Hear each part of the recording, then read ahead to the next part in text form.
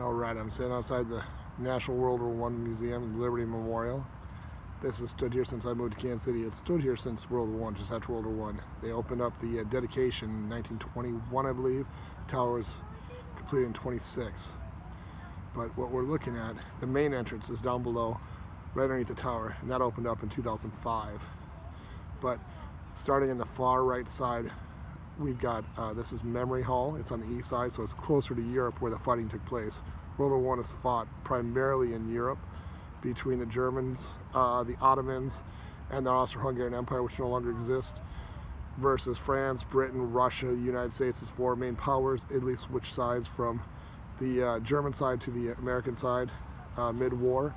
Russia quit the war early, but that far right building there is actually called Memory Hall, and that's part of the original. And the one similar on the far left side here, right behind the guy walking, that is Exhibition Hall. Drew blank as I was making a joke there. Exhibition Hall. The tower sits up in the middle, and on the tower are four guardians. You have courage, sacrifice, honor, and I'm drawing a blank on the last one off the top of my head. You have the two sphinxes, which are Assyrian sphinxes, not Egyptian sphinxes. They are Assyrian in nature, and one looking towards the west next to Memory Hall is Future. The one looking east, that is next to Exhibition Hall, which is on the left side of your screen, that is Memory. So the two sphinxes, one looks to the past, one looks to the future. And the one looking to the past looks to Europe, looks east, and covers its eyes because it's afraid of all the death and destruction. World War I was an incredibly deadly war. 20 million died during the war, and 20 million more died worldwide because of the flu pandemic that came out of the war. But the war was incredibly, incredibly costly. It was one of the deadliest wars in world history. The U.S. didn't suffer anywhere near as much from the war, but instead from the pandemic. Future over on the right has its eyes covered because it doesn't know what the future holds. It looks west. And if you think about how we started American history at the beginning of the year, we start with the east coast of the United States and we move west, and we're always looking west. And if you think about our culture today in 2020, we're looking at Asia, we're looking at China, we're looking at Japan, we're looking at the Pacific as the future. India, China, that's where a lot of our products are coming from, a lot of innovations, and technically a lot of issues, concerns. So that future, nobody knows what the future holds, and that's why the eyes are covered there. I'm gonna check one second. Sorry, I had to step out a sec. Honor, courage, patriotism, and sacrifice are the four guardians that sit on top of the tower. The tower was, the entire museum, what you're seeing here was completed 1926, and it was the only time the four winning generals got together in one place, and their faces are on the front. I believe there are actually 5 of them, if I'm not mistaken. The Italians were invited as well, but they met here in Kansas City for the dedication. This is right off of Pershing Road. Pershing, John Jack Black Pershing, was the general in charge of U.S. forces. He was the first 5-star general in U.S. history. They went back and they promoted Washington and the 200th anniversary of the start of the American Revolution, the Declaration of Independence. They made Washington a 5-star general, said he wouldn't be outranked. But actually, the first one to actually be given 5 stars was actually Black Jack Pershing, general of the armies, not general of the army, but general of the armies. Ulysses S. Grant was general of the army, so he had 4 stars, and Pershing had 5 stars, outranked him, and showed up to Kansas City for this dedication. The money came from Kansas City people. In Memory Hall on your right, you'll actually find listed the names of all of the people and all the men in Kansas City who died in the war. And it was a war where men fought. The Red Cross sent over women, and they were active, but they didn't fight. What else do I want to tell you real quick? There's a beautiful, beautiful painting up on the wall that covers the north side there. So if you ever get a chance to go in, it's gorgeous. You can look at it online. On the exhibition hall on the east wall, which is the entrance, you turn around, and there was a French painter who painted an exhibit of all the survivors of the war.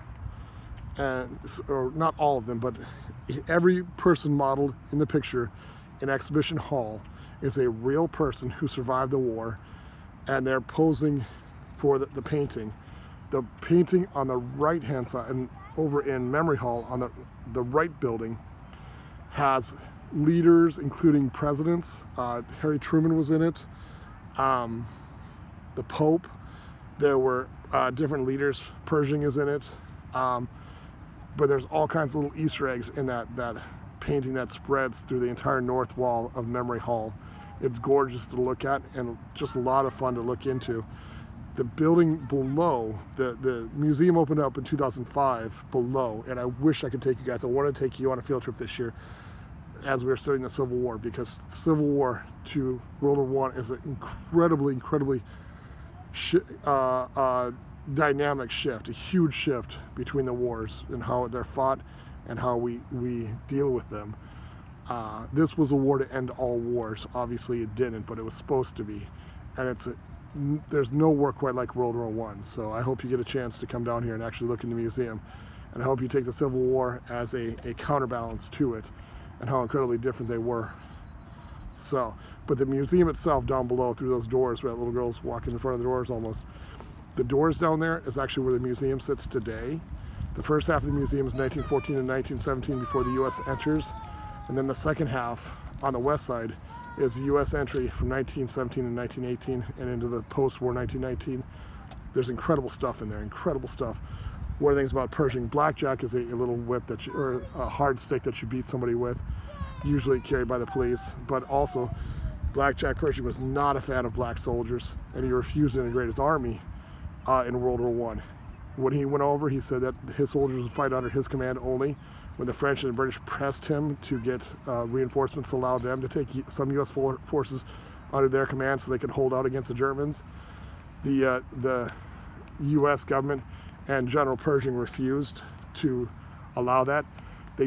Pershing did release U.S. soldiers, colored units, black men were allowed to fight under French army command when he would not release largely white units. Those black units were some of the most highly decorated in World War I because they were fighting for an army that believed in them, supported them, was not holding racial tensions from slavery over them, whereas the soldiers that fought in World War I under the U.S. command were pretty low performing. And what that shows us is the expectations you place on a body are the expectations that body will meet.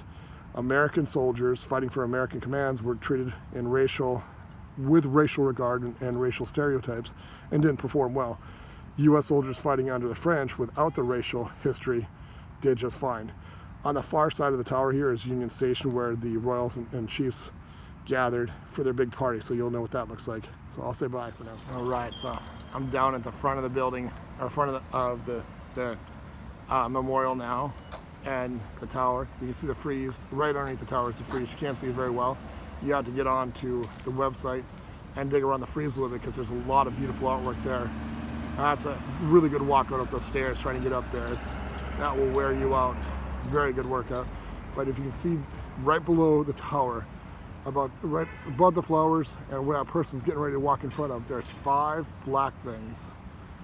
You stop just before it, but there's those 5 black blotches just to the right of the person. Those 5 blotches are the 5 generals that gathered to commemorate this memorial. They gathered here in Kansas City at Union Station, and so they gathered in this spot to commemorate the end of the war and to realize their victory. And so that's what that is right there. And General Pershing was actually here. And actually this is Pershing Road right in front where the flowers are just beyond. So this is the flip side, and this is standing in the Union Station parking lot is where I'm at.